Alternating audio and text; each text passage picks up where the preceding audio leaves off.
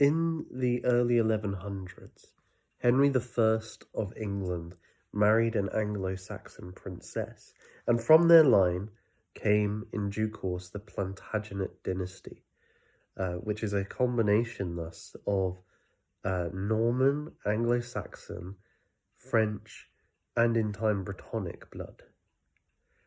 This is quite interesting because it's easy to think, well, my roots are Anglo-Saxon. I have 30% Anglo-Saxon DNA, or something to that effect. The Norman aspect is an imposition of a foreign element, and thus it should be ignored. And everything that comes after with the Normans, such as Christendom, should be ignored.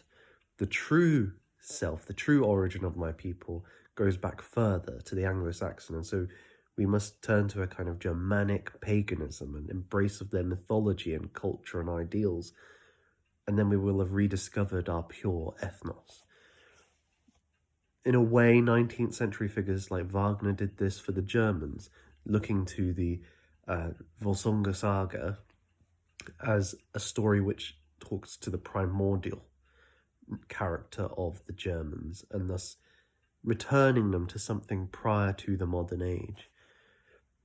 Now, while the Anglo-Saxons are a constituent part, I think it is wrong to locate our whole being in that, because actually I am English, and to be English is to be informed by the Anglo-Saxon and the Norman as it's integrated in the Plantagenets. And many other institutions, such as parliaments, such as the rule of law, are a product of that fusion, that they bring together the laws of, say, Edward the Confessor, or earlier kings like Alfred the Great, whilst bringing in with that the Latin French influence of the Normans and the politics that went along with that.